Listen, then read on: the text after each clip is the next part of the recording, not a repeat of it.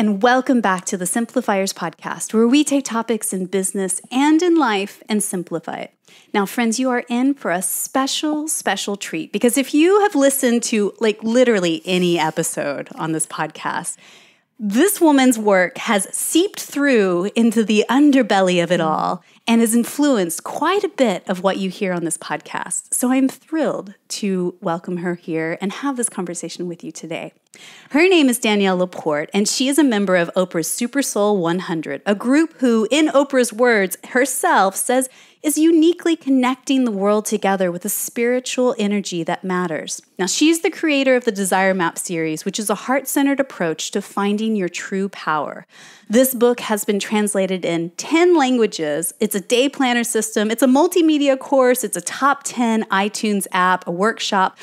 Got to take a breath. And a coaching program with leaders in 15 countries. So it's no small thing to sneeze at.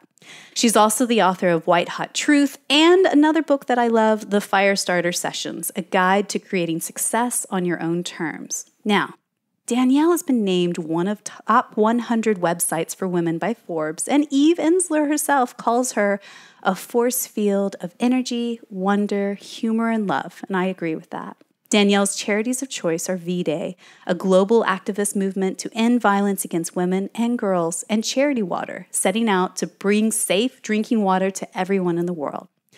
So, I'd like to welcome to the Simplifiers podcast, Danielle LaPorte. Hey, Hi. Danielle. Hi. I'm so glad you're here. Me too. Yeah, and it's also nice that we are here surrounded by a plethora of 80 bazillion amazing books and magazines. Mm-hmm. And guitars. And guitars, which I have to say, Yeah. The whole mix of it all is magic. But you know what? There's two books in this room that I'd like to talk about first. And it's not just because you're sitting here, but it is truly this book. This book right here, Firestarter Sessions, if you're listening to the podcast, this changed everything for me. And this came out 2012, right? Literally changed everything. How? Why? You know what I think is, when you read a book and something in your brain, it unlocks something and it's chick. And then all of a sudden that neural pathway connected with that neural pathway and you go, oh, this makes sense. It sparks something new. And what I think is interesting, your second book here, The Desire Map, this is actually the planner that I'm holding up. That also was a continuation of that neural pathway changing and sparking something new. It's all about core desired feelings. So tell us, what does that mean? Your core desired feelings, in my definition, are your preferred states of being. So it's how you want to feel most of the time. Yeah. And because we're human and we learn through contrast, it's not about being in that state all the time, but it's having the awareness that that's how you want to feel to begin with, and having the belief that you can make choices to get yourself back to that place again and again. You're going to get off track. You're going to not feel the way you want to feel. You're going to feel the opposite of how you want to feel. But you have the self-agency to do whatever you need to do. And there's a long list or a short list to get back there. Yeah. But you're going to do that and get back to your core desired feelings. And I think our core desired feelings, and this has become clearer. So it's been out for, Desire Map came out 5-6 years ago. Yeah. And it's turned into its own thing. And one thing I'm clear on is that really everybody's core desired feelings, whether it's courage, authenticity, connection, communion, rock and roll, water, ease, whatever, sexy, they're all qualities of the heart. It's all about getting back to your heart, which is, it might sound obvious when you look at it, but it wasn't obvious in the beginning. And now it is, which is great. Yeah. So here's what I would love for you to simplify for us. Yeah. Is truly how to start to live our life with intention, both in our work and these businesses and brands that we're building and creating, but also in our life, in our everyday, and the small moments as well. Well, I love that this is about simplifying because I think that the true wisdom is always really simple. Yeah. For me, if you want to live with intention, you get clear on how it is that you want to feel. Yeah. Do the desire map, don't do the desire map. But one, just even play with the belief, the idea that your feelings are really what are guiding you. And that if you have clarity around how you want to feel, then you can make choices aligned with that. That's it. Yeah.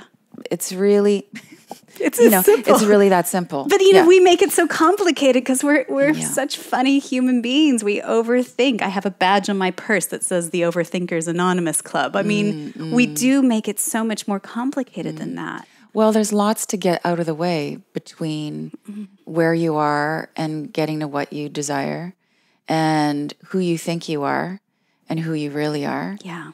And, this is where I'm really with Rumi, and, with respect to love, Rumi is saying it's not about seeking love outside of yourself or really from any source. Now I'm obliterating his poetry, but it's about removing the obstacles to love. And that's why it's complicated. So I want to read a bit actually from Firestarter Sessions, if that's all right. Yeah. And I mean, this is literally, you guys, before page 1, disclaimers and admissions. This is what Danielle sets us up for and says, there's nothing I can give you that you don't already have. And that's key and critical. I think human nature is to look outside ourselves for the magic pill that will solve all the problems and woes in our life, right? And so you're just saying up front, hey, everything that you need, you already have in yourself. 2, you become a trailblazer by virtue of being your genuine self. It's that simple and that profound. 3, I want to be your favorite pyromaniac of clarity, love-fueled ambition, and results. I love that. I love having a cheerleader in my corner. And then 4, I may not know you, but I love you already. There, I said it. That's great. I haven't read that in a long time. Thank you for that. It's beautiful. All true. All sincere. Yeah. Yeah. And, I think that, again, there's beauty in that and simplicity, but there also is, for me, there's permission. For me. Yeah. Permission to explore, permission to surrender, and also permission to just get to the core and the truth. So let's bring it back to business. So when people set business goals for themselves, where do you think they go wrong? Business goals are one of my least favorite things. I have a really contentious relationship with goal setting. Yeah. Where they go wrong is that the goals are usually externally driven. So it's about the stuff you want. It's what you want to do and have an experience. Yep. And we're often hearing somebody else's voice in our head. It's a voice of authority, another expert, someone we're competing with, someone we're jealous of, someone we want to be. It's legacy driven. It's often your mother. And you know her. Or, my experience as a new ager is, I thought I'd gotten over all of those things. I'd been in enough therapy that I'd dissolved all those voices, but I still had this self-critical, omnipotent deity that I was trying to be good for. Yeah. Yeah. I think I'm over that finally. So those goals are disconnected from our core desired feelings, from qualities of the heart. And there's something that's become clear to me, I'd say in the last couple of years too, about where we go wrong. So first is there's the disconnection. Let me elaborate on that a little more. Everything you're doing, everything you want to bring into your life, the job you want, the promotion, the stuff you bring into the living room, the shopping, what you eat, the people you hang with, is all because you want to feel a certain way. Yeah. That's it. It's in your blood, it's in your psyche, it's in your consciousness. So why don't you get clear on how it is that you want to feel? And what we hope is that we're going to feel a certain way when we achieve that goal. You can talk to anybody. I'm sure, you've done hundreds of these podcasts. How many of us have, we worked, we toiled, we sweat. We did the metrics, we did the achievables, we had the bucket list, we got there and we're like, meh. And not just meh, but you feel that emptiness and then all this self-criticism rushes in. Right. I went after the wrong thing. What's wrong? It's just another. And then you chase out something else, right? It's a vicious circle. Just becomes another what's wrong with me? What have I done wrong conversation. Mm-hmm. So that's misstep, let's say, number one. Illusion number one. Illusion number two, and this is where, I feel really preachy and righteous about it, is I think we're going after goals that aren't inclusive And I believe that for the sake of being alive and for the sake of love and for moving humanity forward, we should be including other people's joy in the creation of our own joy. That's purpose. Okay. And it's a guaranteed sure way to fulfillment. Does not mean it's going to be easy. It won't be without challenge and dark nights and all of that. But it's getting a little short in the day in terms of humanity to be just going after things that are just for you and your satisfaction. You can want the same things. Want whatever you want. Want to have the kids, the beloved, the beautiful home, abundance in your life. Want to have enough. Just include other people in that vision. That, my prayer now is when I'm praying to manifest stuff, to have the clarity to create what I desire. My prayer is always, that I serve with joy, that joy be my service. And gratitude is a constant for me. It's actually a core part of the whole desire mapping process. Yeah. And when I give thanks for my blessings, it's may all be so blessed. Yeah. And it keeps me awake. Yeah. It sounds like it also is a deepening of the practice. And I imagine has been the evolution as well of, the desire map being out for the last 5 years or so, of when you start to include others. I also wonder, part of it for me is when I say something out loud to somebody else, it also expands, like you're a photographer and you've just expanded the lens to zoom out a little bit more. Yes. Less focused in on you and your tiny universe, but more into benefiting a greater footprint, right? And this is such an important conversation to have in the context of business. Yeah. Because I think at this point, if your business is not including making a social contribution and healing the planet, it's not that you're neutral and you're doing no harm. You're actually part of the problem if you don't have a healing, contributive objective in your business. It's just, we really got to wake up. And not to just come from the, Zen master, wake up, but also it's just so much more deeply fulfilling. Yeah. And not always, but it is often more profitable. Well, I can think of quite a few examples of clients of ours or even colleagues that, integrate a charitable aspect to their business and openly talk about it. A friend of mine who runs Ethical Hour, which is ethical conscious marketing online, a portion of her proceeds goes back to fund Kiva loans, small micro loans in Africa and all places. It's like, right, I helped build 13 schools. I mean, that's incredible. And you think, well, you're going to need loads and loads of cash to do that. No, she's a small business owner. She does her tiny portion to that. And, I think that goes a long way. Yeah, this is the practice of tithing. I mean, it's been happening in churches for ages, and so many of us don't have the community of church anymore. But it was just a given. You gave 5% of your income to the church. Yeah.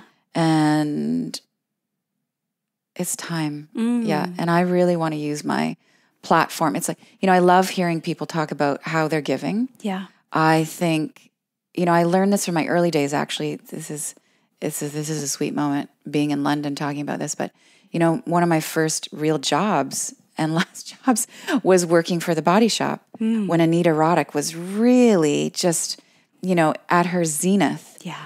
And, she was one of the first leaders to coin the term social responsibility. Yeah. And our practice was to be very vocal about our contributions that we were making, that it really didn't do anybody good to be anonymous about your charitable giving and to not just write a check, but to get in the community and volunteer and really sweat on behalf of your giving. Yeah. So I encourage anyone that's listening right now, just take a moment, press pause right now on your podcast player, and think about what ways you can contribute, even if it's teeny tiny in your mind's eye and you think it's insignificant. Just pause and think, what are 5 charities that you could be part of?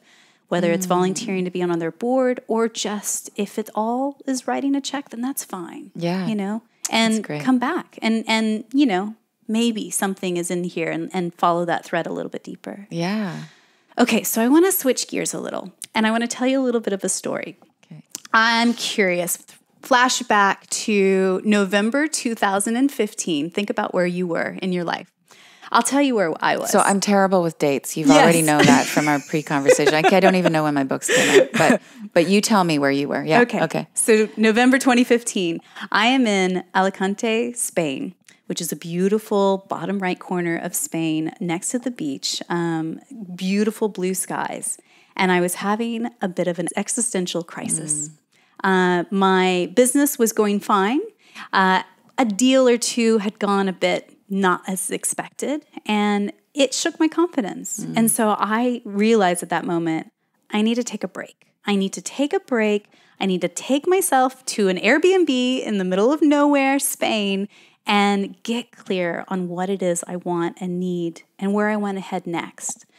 So I took the desire map with me. I took a big old stack of Post-it notes. Did you DM me about this? Oh, I'm sure I did. Okay. And I took a big old stack of Post-it notes and markers, and I just literally holed up with some coffee and some snacks and just said, right, this is a tool that maybe can help me. Long story short, it was this beautiful condo that had these giant windows that had, like sort of a madwoman, Post-it notes everywhere of going through the work and actually doing this work, like really pulling back all the vulnerability layers and going, okay, well, how do I want to feel? And so the first Post-it notes that I wrote down were, well, I want to feel accomplished. I want to feel appreciated. I want to feel validated. I want to feel blah, blah, blah, blah, blah, blah, blah. I see where this is going. Yes. Yeah. And then there comes to the kicker in your book where you go, don't do that. Hey, guess what, Mary? That's a bad idea. And I go, what? Like, this is what I really want. Best idea. It's not the best idea. So then this is the clincher in your book, and I hope I'm not giving away too much. I really want give it all away. I want you to expand. Is that you said point blank in your book, this is great, Mary, but you cannot rely your core desired feelings on someone else giving this to you. Yeah. It can only be things that you give yourself. Yeah. Why is that? Well, because you're doomed if you're relying on anybody else to help you feel the way you want to feel. I mean, that is you are just putting yourself in the victim seat, and you're going to stay there if you keep doing that. That is not deliberate, intentional creating. Is not self-agency. Is not sexy. Creating your reality is about assuming and celebrating your capacity to create how it is that you want to feel. Yeah. Now, it doesn't mean that, because a lot of couples desire map now, it doesn't mean that you don't want to share with people your core desired feelings, that you don't want to expect it from them in a healthy way. Yeah. Or on the other side, I would love to know your core desired feelings, because if I'm working with you or in any kind of relationship with you, I'd be like, hey, I can help you feel respected. I can help you feel a sense of celebration. Yeah. I'm going to like super go wild on your birthday, like whatever it is. Yeah. So like my early learning with this was I was doing a desire map workshop, and somebody had said, I just want to, and she had a list similar to that. I want to feel adored. I want to feel honored. And she was so suffering in her marriage, and all of her energy was going towards that pain, as it naturally does when it's what's causing you the most pain. But if we just like take a deep breath, and so let's talk about how to shift that. It's really, really simple. Rather than saying to life or to the other people in your life, I want to feel adored, appreciated. What were some of yours? Accomplished. Validated. Oof. Then just change that wording to, I want to feel adoration. I want to feel validating. I want to feel validation. Like, and you'll notice, you can even feel your energy shift. It's like, wow, how could I give this experience to myself? Yeah. How could I, and I always love when you kind of trip into this phase, which is, how could I do that for somebody else? And we all know, I mean, anybody who's listening to this podcast is in the space of personal development, self-realization. You know what you give, you receive. Just why don't you just validate the barista that day for being awesome? Yeah. And then you're going to feel a little more genuine when you validate yourself. And then you just watch it come your way. And then you'll actually grow out of that set of core desired feelings. Yeah. So here's how my words evolved. Tell me. And these are still true. And are you going to tell true. us your core desired feelings? Yes. These are, well, sometimes they interchange depending on the week or depending on my menstrual cycle, really. But my core desired feelings slightly shifted from, instead of I want to feel loved with a D, it's I want to feel love. Yes. Bottom line. Yes. I want to feel radiant. I want to feel connected. I want to feel deep contentment. I also, depending on, again, the weeks, I want to feel nourished, comes up, or feel graceful. And those words truly, when I shifted from accomplished, validated, whatever, to empowered, deep contentment, it's a whole different energy, and it changes everything. It does. So then you flip the page to the next chapter. So what am I going to do in order to feel the way I want to feel? For me, it changes everything in that now I go with that lens and that compass. Do I take that business opportunity? Do I say yes to that client? Do I say no to that client? And that's where it translates into business. Yeah. I have not entered into a number of business situations because of my core desired feelings. Like this does not feel like union. This doesn't feel, I have zero sense of celebration around this. Yeah. Yeah. It's a real guide. It really truly does change everything. And it's actually seeped into how we run our team retreats. So when we do our quarterly retreats with our team, we're all now remote, so we do them on video, but it's a question around the table. Well, how do you want to feel, in your role in this team, in your life? And okay, so what are we going to do? What are we as a team, as a collective, going to say yes to? And what are we going to say hell no to as well? Yeah, when you know that someone's core desired feeling is freedom or sovereignty or liberty or something in that freedom genre, you're just like, noted. All right. She needs some flexi Fridays. Yeah. So, okay, right. So we're talking about really heart-centered work in my mind. Like, it's all well and good, and I can hear somebody listening to this going, yeah, that sounds nice, Danielle, but what happens when you're going through heartbreakingly huge change or suffering? How do you center your heart then? Yeah. Those are the trials where you have to reach for how it is you want to feel. And I've been through some, dark days myself and really had to put this to the test. And here's a quick way to get clear on your core desired feelings. You think about all the ways you don't want to feel, and you may be feeling that right now. I mean, anybody who's in that rough place right now, constricted, anxious, hard done by, sad, depressed. Yeah. Great.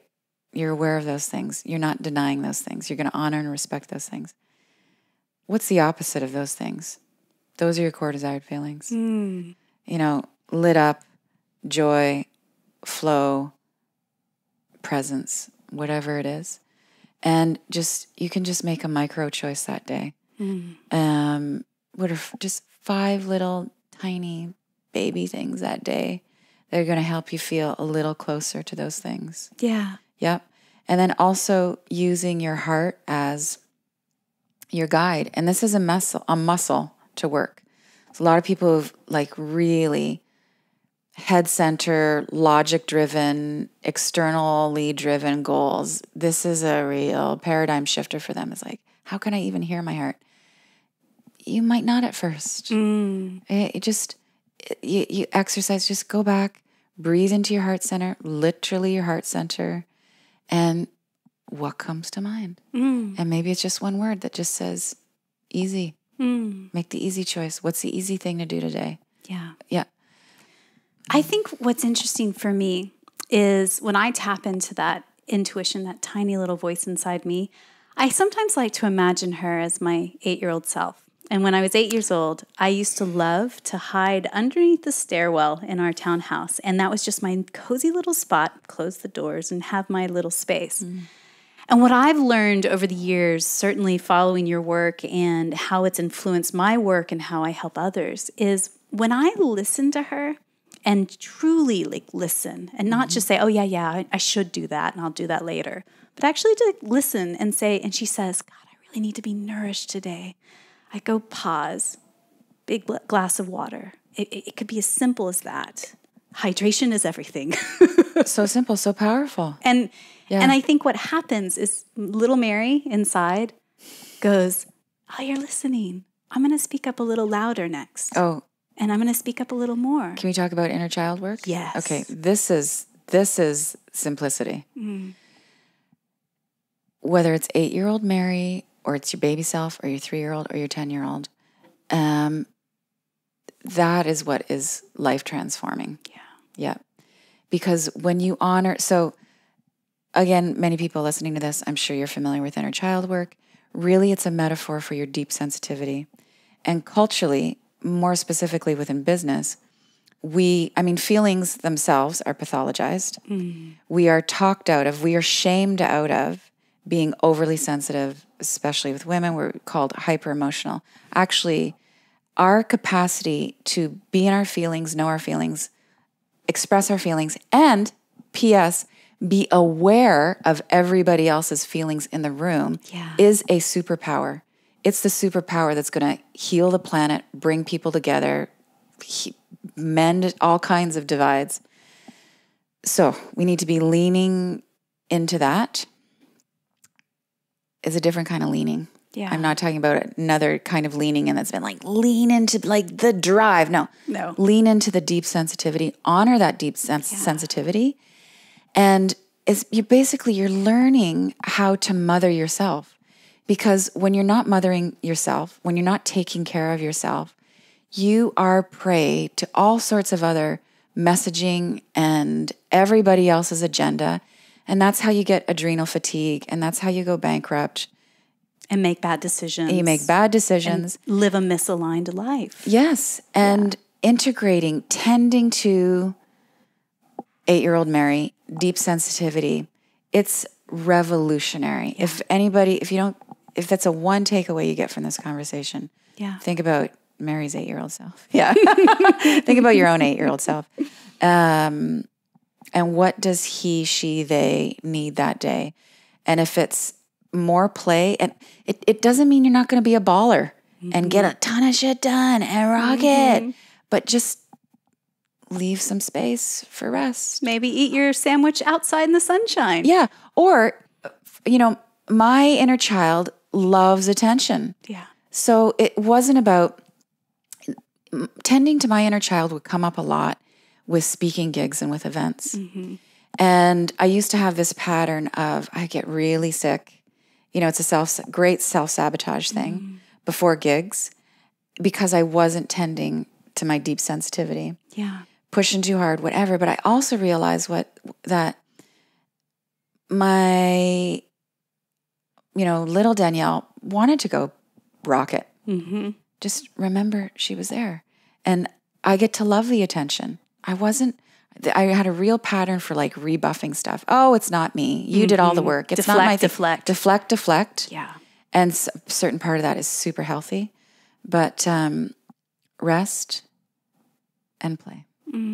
Yeah. And when you listen to that voice, I think, and you also not just listen, but you do something towards it, I think you're getting deeper connection. And that's one of my core desired feelings is feeling connected inside me, not feeling necessarily I need to be connected with the world at all times.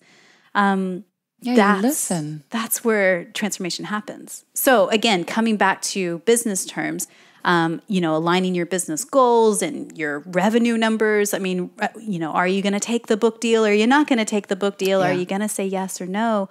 Are you going to hire that person and build a bigger and bigger and bigger hamster wheel of cash flow and payroll? Or are you going to keep it this and, continue on? So I imagine the evolution of the desire map over the years has then turned into this amazing day planner. Can I talk about this for a bit? Yeah, go ahead. So the Desire Map as a day planner is fascinating to me as a tool. Now, granted, most everything in my life has all been automated or put to the cloud, and that's just, my simplicity. I know you are systematized. Process. Let's just be real. But what I love about this planner is every week there is a place where you just ask me, and I like to think of it in your voice. You ask me 7 or so questions. I am asking you. And you write in pen. I do. I write in pen. Well, there's no reason to erase. This is it. This is the truth. So I love this as a practice for myself. While my calendar is all up in the cloud, I don't really use that part. I use it for this. Monday morning, very first thing, as I get into the office, nice cup of coffee sitting there, I put my headphones on to my favorite playlists. And I ask myself these questions. Like this week's questions were, what core desired feelings need extra attention? And then there's a section of, note why you're grateful. Put down the people you're grateful for and because they have done or said this. Hey, what's not working? Don't hold back. Stop doing. Usually that's where the PowerPoint is like, oh, Mary, stop. Stop after 2 cups of coffee or whatever it might be that week. And then this is my favorite part, is the declarations and encouragement. And the way I use this tool personally is I write a little letter to myself. So, dear Radiant One, and write what it is that my heart is trying to tell me, my 8-year-old is trying to tell me right here. And sometimes she is a cheerleader. She's like, you got this. I believe in you. You're doing amazing. Stop thinking you're broken. Blah, blah, blah, blah, blah. And other ones, it's just a sweet love note of like, hey, do you remember that thing we talked about a while ago? Blah, blah, blah. Next section is relationships and organizations. So a loving action or ask. Who do you need to ask or to say something to? And that I think is also powerful because that gives me clarity of like, okay, Mary, what am I going to do today to make some change? And then there's always a soul prompt at the end. And again, it's just open writing.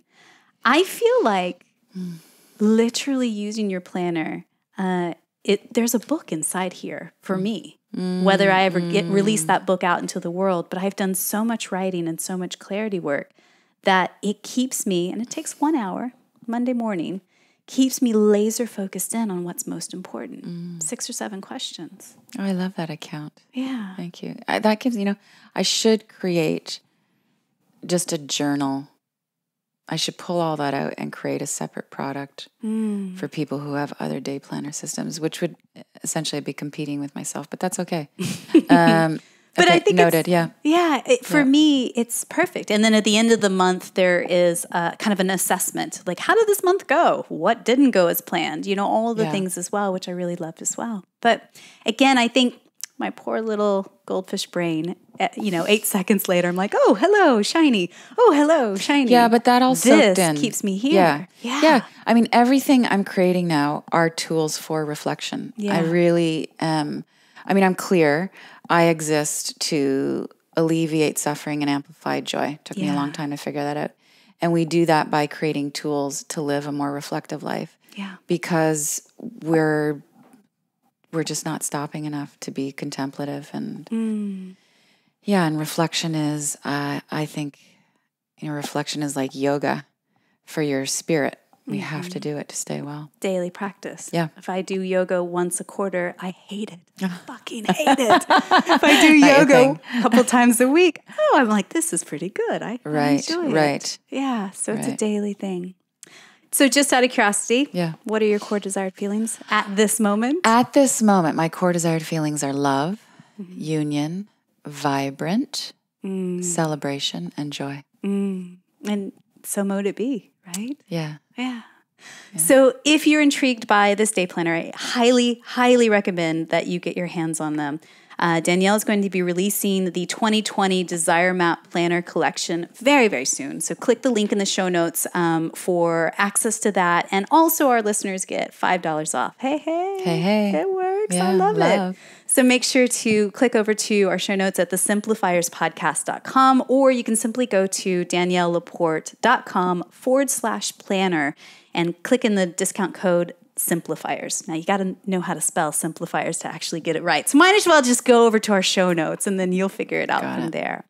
So I have a couple questions for you before we wrap up. And again, thank you so much for your time today. Yeah, this was great. First question for you is this. What is one book or blog that you're reading these days that you feel is either inspiring you or maybe poking holes and challenging your belief system? Right now, I'm really into the work of Joe Dispenza. And the book is Supernatural, Becoming Supernatural. Yep. And even just following him on Instagram, there's a lot of overlap between. So I'm really excited that there's so much science coming out that the research has been being done for a while, but now it's becoming more mainstream where people are excited by the revelation, the scientific revelation, that it's actually the heart that is informing the brain. Mm-hmm. That's really exciting stuff in my line of work. Yeah. It's the heart that's calling the shots. Yeah. We'll put a link in the show notes for that book, so if you guys want to check that out. And I have to say, I mean, I sometimes feel like I'm Sherlock Holmes. Like every conversation I have with people like you, or it links to another conversation we've had on the podcast. I mean, the people that come to my mind are Dr. Gary Chapman, The 5 Love Languages, or Kate Northrup with Do Less and tapping into your woman's cycle. Blew my mind. And it all is interconnected. And I think it comes back to the heart. It comes back to shifting the mindset. It comes back to saying hell no to the hustle and the grind and the blah. Yeah, lead with your feelings. Yeah. And maybe there's something there. Why? In fact, no, there's something there. Everything's there. Yeah. Yeah. So tell us, who's one person in your network, somebody that you know personally, that you just feel is up to brilliant things, that we could shine a spotlight onto them right now? And who knows, maybe one day we'll have them on the podcast. Terry Cole, psychologist. Her work around specifically women and boundaries, brilliant. She just breaking it down. What's your, I think she calls it your blueprint for love. And I've been in one of her workshops, and you can just see the cloud thoughts with everybody going, that's me, that's the answer. Yeah, so she's creating a lot of relief for people. Yeah, and I think in that work you have to surrender and come to terms with, the truth. We'll put a link in the show notes for Terry as well. She's impeccable. So I believe gratitude and simplicity go hand in hand. They do. Yeah, what are you grateful for? Yeah. Oh, what am I grateful for? Today? Oh, I'm grateful to be alive. Yeah, my prayer these days is that simple. Just, with everything that's going on the planet, I've gotten into some valleys of despair and thought it would just be easier to not be here. These are difficult times. And now, I've really shifted to this place of what a gift to be here now, and to, I'm really committed to bring lightness to where there's dark, and to clean up the, whether it's picking up the garbage on the beach or helping someone get their psychic clutter out. Yeah. So I'm more excited to be here than ever. Not always easy, but devotion is its own medicine. Yeah. It's beautiful. So where do people find you? Where do you hang out online, if anywhere at all? I like hanging out on Instagram. Yep. It's really the center of my cyber universe. Yep. And I'm at DanielleLaPorte.com. Great. Really easy to find. We'll put all those links in the show notes so you can find her there and connect. I love your Instagram stories, especially your Insta stories themselves, where it's just behind the scenes, a day in the life of Danielle. It's nice to see a glimmer of that.